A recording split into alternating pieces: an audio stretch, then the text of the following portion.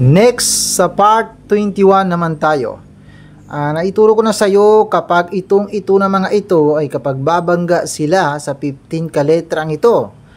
At kapag ito na mga ito ay kapag babangga sila sa nag-iisang letrang ito na letra ng ba. Bali ngayon ay dito naman tayo sa kapag ito na mga ito ay babangga sila sa 6 kaletrang ito na idgham na bigun na at saka idgham na bilagun na.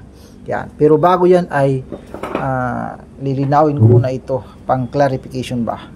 Sinabi ko ay kapag ang itong letrang alif o di kaya ay waw or ya or aliful line na yan, kapag wala silang bawel ay patatagalin mo kapag basahin mo sila na sumunod sa letra na wala silang bawel.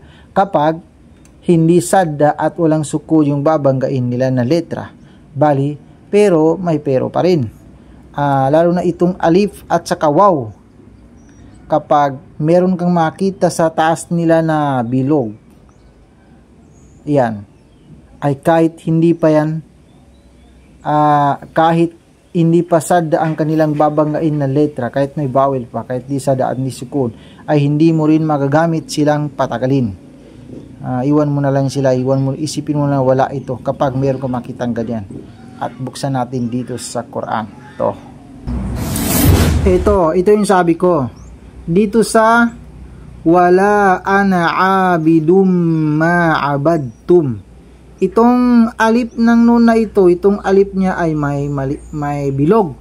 Kaya hindi mo yan magagamit na patagalin. Kaya nga, wag natin sabihin na wala ana abidum ma'abadtum. Hindi natin gamitin patagalin dahil sa yan na yan, bilog na yan na pumuputol yan ng patagal. Pumuputol lang mad. Bali kapag nakita mo yan sa iba't ibang page, ay alam mo na ang gagawin mo. Next, ito naman. Sa wow naman tayo. Ito yung ganitong sabi ko. Ito yung wow, tingnan mo may bilog dito. Kaya hindi mo ito magagamit na patagalin, sabihin na ulil. Hindi. Kahit na walang sadda dito sa lam, hindi sukun.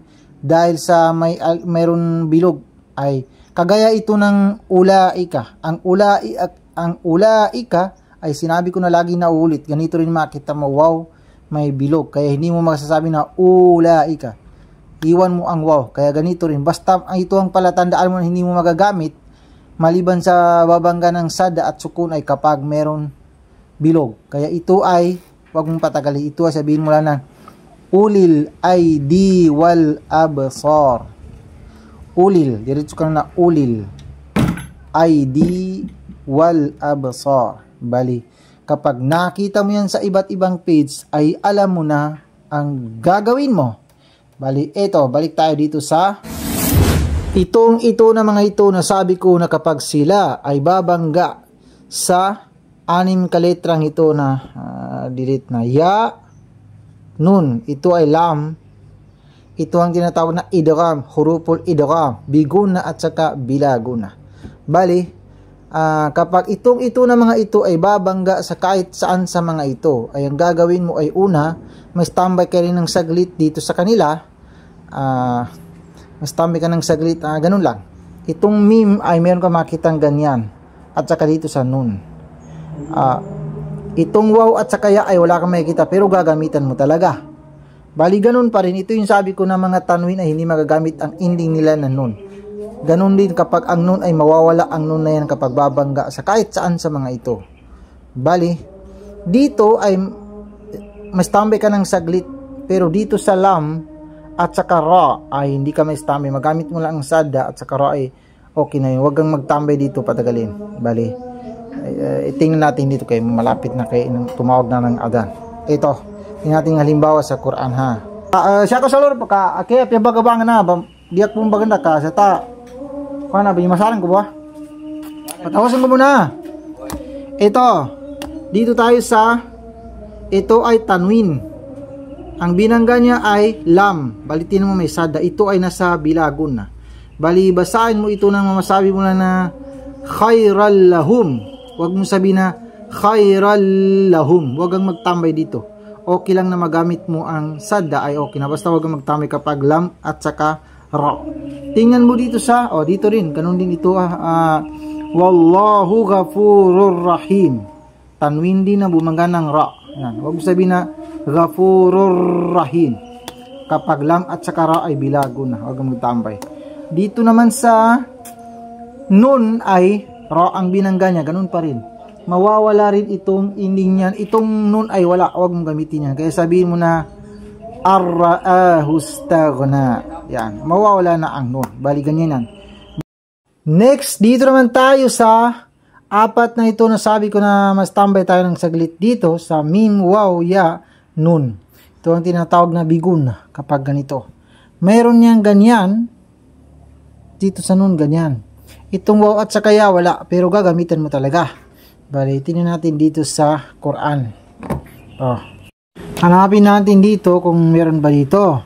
Ito ay idha syamsu kuwirat wa idha nujumun kadarat wa idha aljibalu suyirat wa idha al-isharu uttilat wa idha al-wuhushu hushirat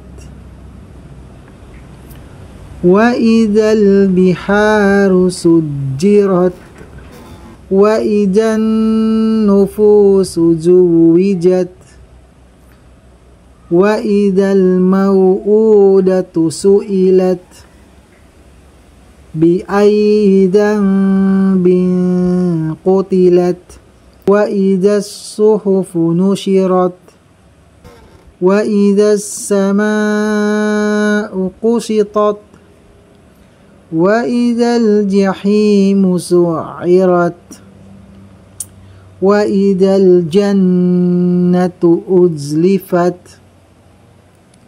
alimat nafsum ma ahdarat.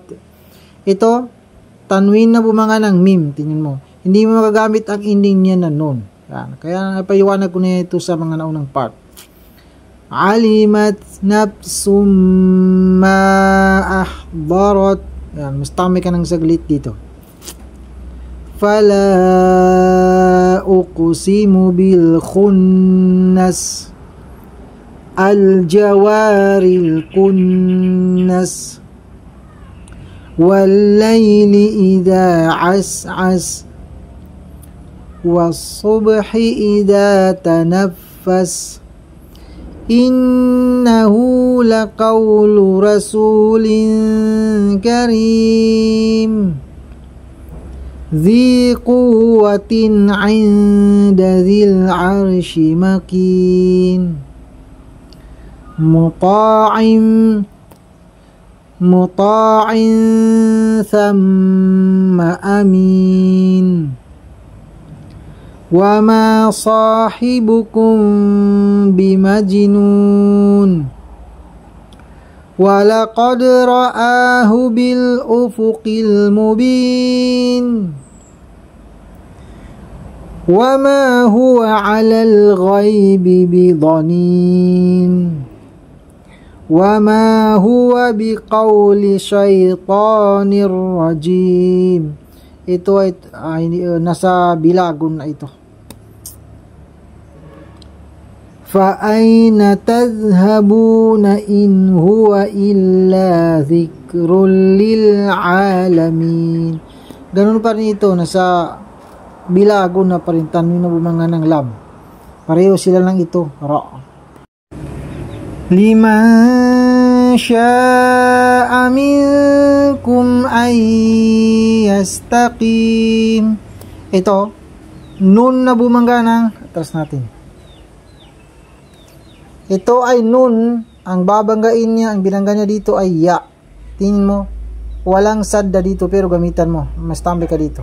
Wala na itong nun, kaya minkum ay yastaqim. Yan. Minkum ay yastaqim. Ganon. Wa ma tasha'una illa ay yasha Allah. Ito rin. Oh, bumangga din ng ya. Oh, gagamitan mo ng sada dito kahit wala kang makikita yan. Wala na itong nun. Tingnan mo. Wa ma tasha'una